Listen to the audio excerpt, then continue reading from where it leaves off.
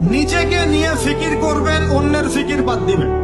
অন্যের কথা পরে কে কি করে, নামাজ পড়ে কিনা, কে কি বলে লেকচারে, কার কি সমালোচনা করে, সব বাদ।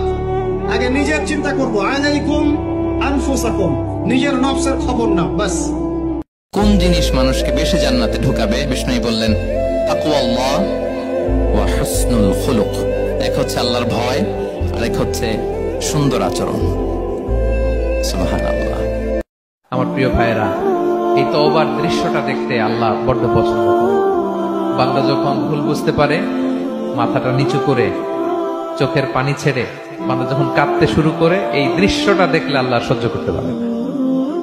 আল্লাহর রহমতের দরিয়ায় জোশ খেলে যায়। বান্দা যা চায় আল্লাহ তাই দিয়ে। তুমি অন্যকে আলোকিত করতে চাও, তাহলে নিজে আগে কষ্ট স্বীকার করা শেখো, কষ্ট ভোগ করা শেখো। কারণ মোমবাতি আগে নিজে পড়ে তারপর অন্যকে আলো দেয়।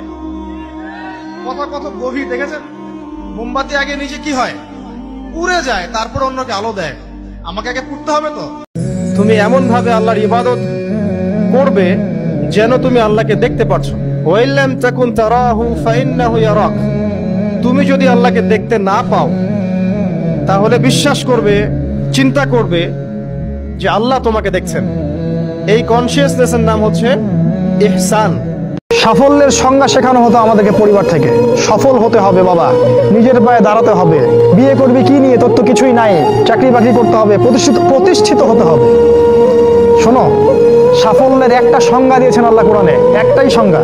সূরা আলে ইমরানের মধ্যে আছে, কুল্লু নাফসিন যায়িকাতুল মাউত, প্রত্যেকটা নফস মারা যাবে এবং কিয়ামতের মাঠে তাদের পুরোপুরি প্রতিদান তাদেরকে দেয়া হবে। ওই দিন কিয়ামতের মাঠে যাকে জাহান্নাম থেকে বাঁচানো হবে, এই ব্যক্তি হচ্ছে সফল।